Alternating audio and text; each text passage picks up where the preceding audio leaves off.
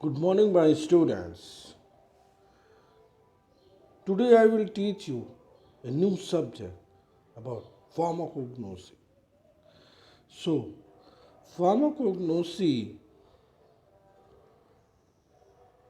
derived from two words, pharmakon and gignosco. Pharmacognosy दो Greek word से मिलकर बना है। फार्माकोग्नोसी दो ग्रीक वर्ड से मिलकर बना है, फार्माकोन और gignosko. Pharmakon it means medicine. Pharmakon मतलब ड्रग, मेडिसिन। और गिग्नोस्को का मतलब है to acquire knowledge of something. किसी चीज़ के नॉलेज को, ज्ञान को प्राप्त करना गिग्नोस्को कहलाता है। To acquire knowledge of something. और फार्माकोन मीन्स मेडिसिन और drugs. Means pharmacognosy is derived from two Greek words, pharmakon and gignosko. Further जब हम मूव करते हैं towards how we will define a pharmacognosy. Pharmacognosy को कैसे डिफाइन करेंगे, कैसे परिभाषित करेंगे, तो हमने देखा कि फार्माकोग्नोसी दो वर्ड से मिलके बना है, फार्माकोन एंड गिग्नोस्को।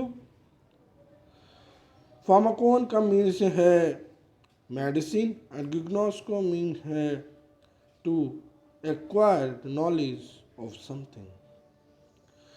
तो डेफिनेशन की बात करते हैं फार्माकोग्नोसी की।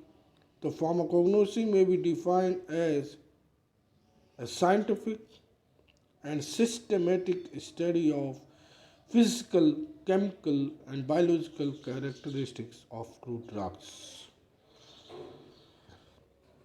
किसी भी क्रूड ड्रग्स की साइंटिफिक और सिस्टमैटिक स्टडी उसकी तीन बेसिक कैरेक्टर्स को लेके होगी, related to physical, related to chemical and related to biological, PCB. जैसे जब बच्चा 12th में जाता है तो पीसीएम लेता है या पीसीबी लेता है, तो जो बायोलॉजी वाले स्टूडेंट्स होते हैं तो उन्हें फिजिक्स, केमिस्ट्री और बायोलॉजी पढ़ना पड़ता है। तो सिमिलरली फार्माकोग्नोसी में we have to study about crude drugs. Crude drugs के बारे में पढ़ना है, ज्ञान प्राप्त करना है। तो क्रूड ड्रग्स की सिस्टमैटिक और साइंटिफिक स्टडी करेंगे, which consist of three characters. We will study the three characters: physical, chemical and biological characters. अब ये क्रूड ड्रग आता कहाँ से है? Crude drugs are obtain from, either it may obtain from plant, या तो पौधे से, animals and from mineral origins. It includes distributions, cultivations, collections and further processing. Means अगर कोई डेफिनेशन पूछता है कि फार्माकोग्नोसी क्या है, तो पहली चीज़ हमें ये जानना है कि फार्माकोन और गोनेस्टिक। तो फार्माकोन मीन्स ड्रग, और ड्रग की नॉलेज को एक्वायर करना ही फार्माकोग्नोसी कहलाता है। तो क्रूड ड्रग की सिस्टमेटिक और scientific study related to three characters: physical, chemical and biological characteristics. And crude drugs are obtained from where? Crude drugs कहाँ कहाँ से मिल सकता है? तो क्रूड ड्रग्स में be obtained from plants, from animals and mineral origins, along with it involves the following process such as distributions, cultivations, collections and processing. अब सवाल आता है कि हमारा क्रूड ड्रग्स क्या है, व्हाट इज क्रूड ड्रग्स। तो crude drugs basically obtained from natural sources like plants, animals and minerals. Crude drugs natural sources से प्राप्त किए जाते हैं, चाहे वो प्लांट्स हो, एनिमल्स हो या फिर अलग अलग मिनरल्स हो। और सबसे पहली चीज, चूंकि वो नेचुरल सोर्सेस से ऑब्टेन किए जाते हैं तो उसमें कोई प्रोसेसिंग नहीं होगी, सिर्फ हम उसे ड्राई कर सकते हैं और उसको साइज को रिड्यूस कर सकते हैं। इसके अलावा कोई भी प्रोसेसिंग नहीं कर सकते हैं। Means crude drugs are those drugs which are obtained from natural sources such as plants, animals, minerals, and they occur in the form of nature. और हम इस चूँकि नेचर से ऑब्टेन किया है तो हम इसमें कोई प्रोसेसिंग नहीं करते हैं, except only and only we can do drying and size reduction. केवल ड्राइंग और साइज रिडक्शन कर सकते हैं, इसके अलावा नेचुरल सोर्सेज से ऑब्टेन हुई चीज़ों को हम कोई प्रोसेसिंग नहीं करेंगे। Crude drugs are further classified into two types, organized and unorganized form.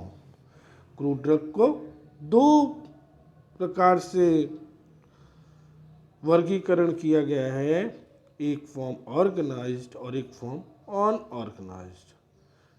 Organised form of a drug is known as a cellular drugs और unorganised form is known as a acellular category. Organised crude drugs, organised मतलब क्या होता है? Organise means everything is well plan, everything is in a systematic way.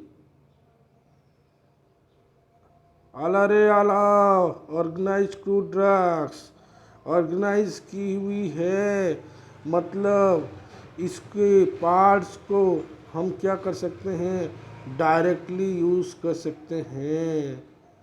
Direct parts of the plants और animals जिनमें definite cellular structures होंगे। Organised crude drugs have definite cellular structures.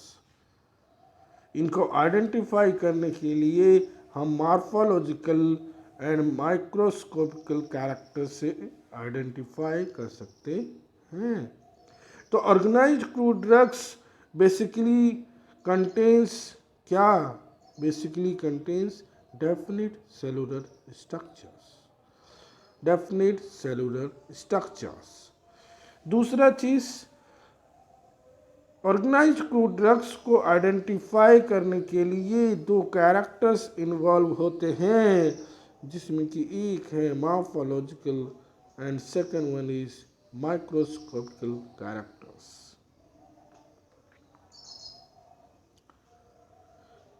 जब हम examples की बात करते हैं ऑर्गेनाइज्ड ड्रग में, तो ऑर्गेनाइज्ड क्रूड ड्रग जैसे कि मैंने बताया है कि it is in systematic forms, it is a cellular form known as a cellular drug. तो प्लांट्स के पार्ट्स के बारे में जानते ही हैं, आप लोगों ने बचपन से पढ़ा है। तो अगर हम लीफ की बात करते हैं तो लीफ में कौन कौन सी ड्रग्स आती हैं, देखिएगा, सेन्ना डिजिटैलिस धतूरा, सेन्ना डिजिटैलिस धतूरा। जब हम स्टेम की बात, तना की बात करते हैं, स्टेम की बात करते हैं, तो इसमें कौन सी ड्रग आती है? इफीड्रा। जब हम बार्क की बात करते हैं, पेड़ की छाल की बात करते हैं, तो it involves cinchona, quassia and cassia. जब फ्लावर फूल की बात करते हैं तो प्यारी सी फूल महक रही है। फ्लावर की बात करते हैं तो सभी को फूल पसंद है, तो पायरिथ्रम, पायरिथ्रम इज द ड्रग। जब फ्लावर बर्ड की बात करते हैं तो घर में हम कोई मेहमान आता है तो उसे लौंग खिला देते हैं, तो क्या है, clove, clove is the drug. और इसमें पार्ट्स कौन सा है, फ्लावर पार्ट, फूल की कली रहती है, क्लोव। और जब मेहमान आते हैं तब उनको फेनल खिला देते हैं, सौंफ खिला देते हैं, तो fennel is in the form of a fruit. और जब हम बेसिकली मसाले की तौर पे, स्पाइसेस की तौर पे जब हम यूज़ करते हैं तो कोरिएंडर, धनिया, coriander comes under the category of fruit, organized drug। Seed की बात करते हैं तो लिनसीड, रूट्स की बात करते हैं तो रॉल्फिया लिकोराइस और द एग्जाम्पल्स। राइजोम की बात करते हैं तो जिंजर एंड पोडोफाइलम। तो ये सारी drugs basically different different parts of the plant से ऑब्टेन है। और चूंकि ये सेलुलर फॉर्म में है, they contains cell, that's why these are the drugs known as organised crude drugs. आगे बढ़े, आला रे आला, अनऑर्गेनाइज्ड क्रूड ड्रग। क्या है अनऑर्गेनाइज्ड क्रूड ड्रग? तो अनऑर्गेनाइज्ड क्रूड ड्रग्स नाम से समझ में आ रहा है, as its name suggest indicates itself that it is in the form of, it is not organized, means it does not contain cellular structure, cellular forms, means हम इसमें प्रोसेसिंग कर सकते हैं, एक्सट्रैक्शन प्रोसेस को अपना सकते हैं और अपनाना ही पड़ेगा।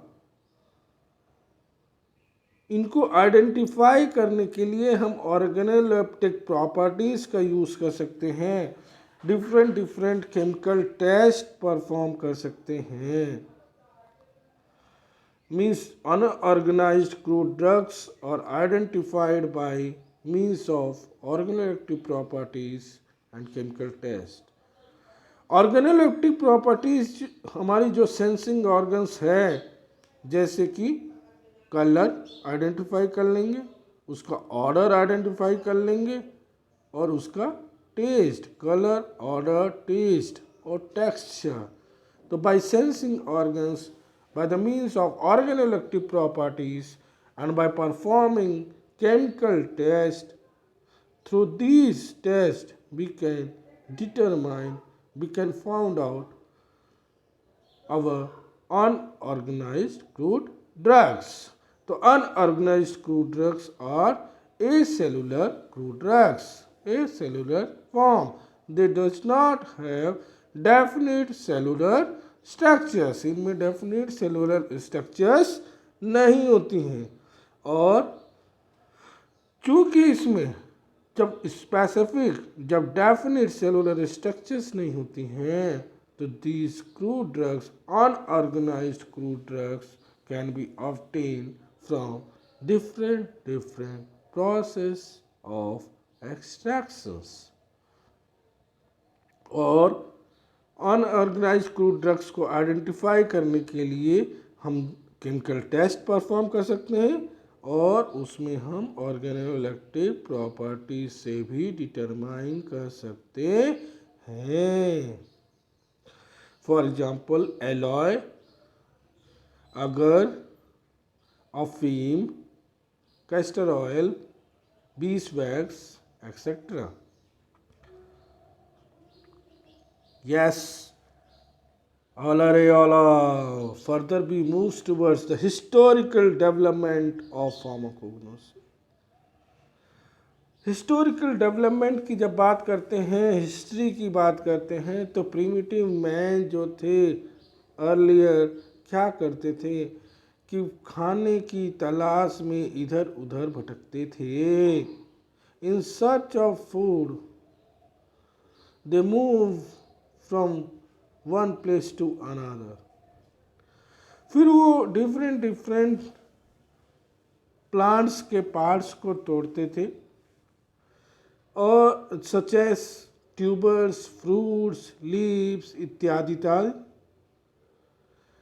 और जब उस प्लांट्स के पार्ट्स को जब वो यूज़ करते थे, जब खाते थे, खाने में इस्तेमाल करते थे, तो अगर उसमें कोई हार्मफुल इफ़ेक्ट्स ना दिखे तो वो मान लेते थे कि वह प्लांट का पार्ट्स उनके लिए एडिबल है। और चूँकि उन्हें कोई वो नुकसान नहीं कर रहा है तो they can use them as a food. वो उसे खाने की तरह इस्तेमाल कर सकते हैं, खाने में इस्तेमाल कर सकते हैं। लेकिन अगर वही प्लांट का पार्ट्स खाने के बाद कुछ अलता भलता होता है, खाने के बाद अगर कोई सिम्टम्स शो करता है, कोई डिसीज हो जाती है, तो वो उस प्लांट के पार्ट्स को, उस डिसीज को ट्रीट करने में उसका इस्तेमाल करते थे। फॉर एग्जाम्पल, अगर प्लांट के पार्ट्स को इस्तेमाल किया और डायरिया हो गया तो वो उस प्लांट के पार्ट्स को इस्तेमाल करते थे एज ए परगेटिव एजेंट। और अगर उस प्लांट के पार्ट्स को सिमिलरली खाने से वॉमिटिंग हो रही हो या वॉमिटिंग हो जाती हो, तब फिर उसे एमेटिक एजेंट्स के रूप में इस्तेमाल करते थे। और अगर उस प्लांट के पार्ट से यह भी तो हो सकता है कि आदमी की जान चली जाए, found to be poisonous and death was cause, तो तब उस केस में वे लोग उसे एरो पॉइजन्स के तौर पे इस्तेमाल करते थे। और बेसिकली एक चीज़ मैं बता दूं कि चूँकि प्लांट्स के डिफरेंट डिफरेंट पार्ट्स को इस्तेमाल करते थे और डिफरेंट डिफरेंट प्लांट्स को यूज़ करते थे, यूटिलाइज करते थे, तो इस कारण से the knowledge was obtain by trial and error. Trial and error, कोशिश जारी रहती थी गलतियों से और by trial and error. History of herbal medicines is old as human civilizations. The medicinally in the documents revealed that the plants were used medicinally in China, India, Egypt, Greece, long before the beginning of the Christian era.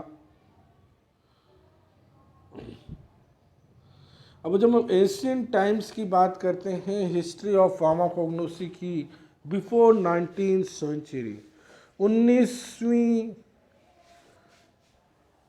Century के पहले की जब बात करते हैं, the medicines were originated in Egypt and India.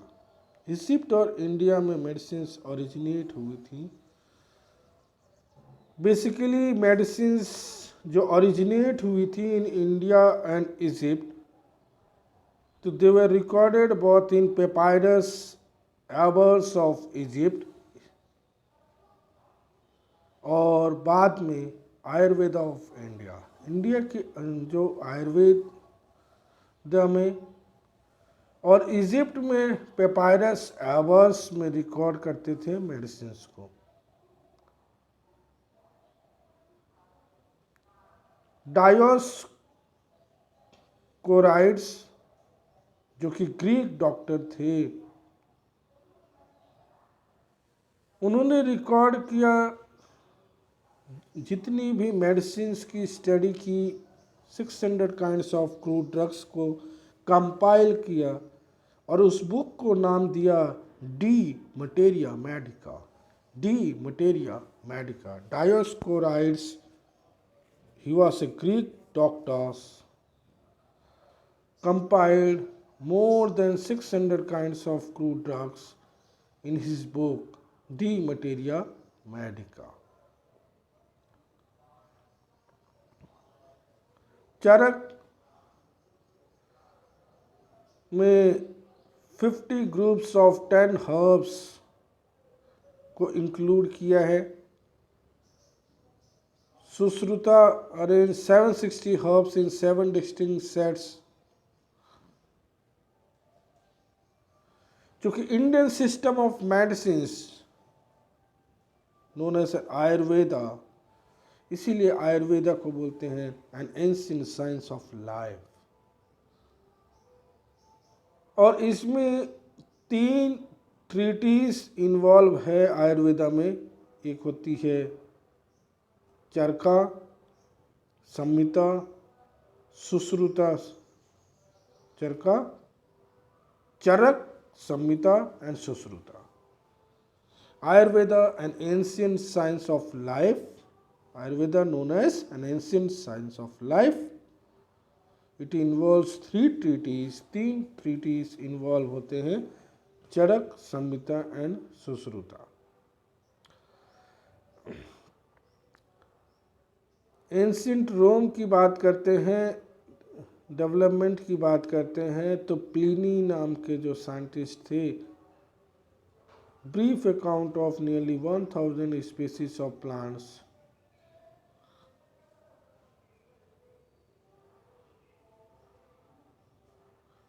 From ancient time to the middle of the 19th century, आगे pharmacology had been its traditional stage for all countries in the world. At that time, knowledge about medicines came mainly from senses and practical experiences. जब हम modern times की बात करते हैं, early modern times from the period 1815 to 1930, 1815 से लेकर 1930 के अंतर्गत, Sadler was a German scientist who used the word pharmacognosy, और उन्होंने बुक का नाम दिया Pharmacognostica, means Pharmacognostica, Analecta Pharmacognostica, Analecta Pharmacognostica, book named by Seydler. Further, Derosne, who was a French scientist, pharmacist, he did isolated narcotin from opium. opium से नार्कोटिन को isolate किया। Meanwhile आगे चलते चलते qualitative and quantitative methods of chemistry were used in identification of crude drug. Crude drug के identifications में qualitative as well as quantitative methods apply किए गए। Further fluorescence analysis and chromatographic techniques were applied in 19th century। Further जब हम आगे बढ़े तो हमने देखा कि pharmacognosy plays an independent role in the development of variety of medicines, which resulted in enlarging scope of raw materials and medicinal products. Means आज के दौर में फार्माकोग्नोसी एक अपना खुद का एक इंडिविजुअल सब्जेक्ट है, एक इंडिपेंडेंट सब्जेक्ट है, क्योंकि continuously there is a rise, there is an increase in variety of medicines, which further results in enhancement in enlarging different scopes of raw materials and medicinal products.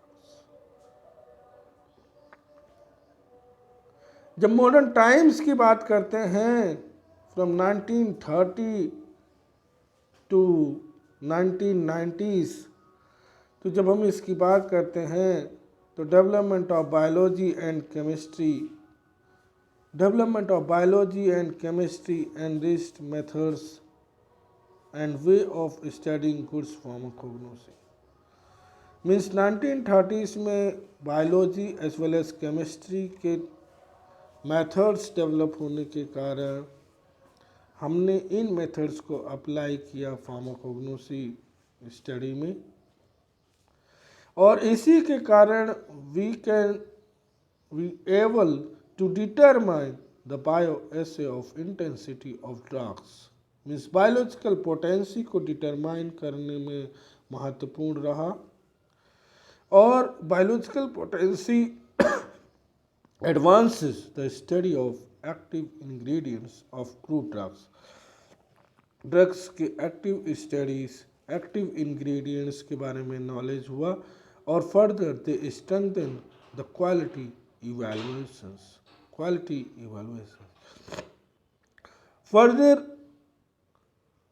chemical and physical methods such as colorimetry, spectrophotometry, fluorescence analysis are all applied to identify the crude drugs.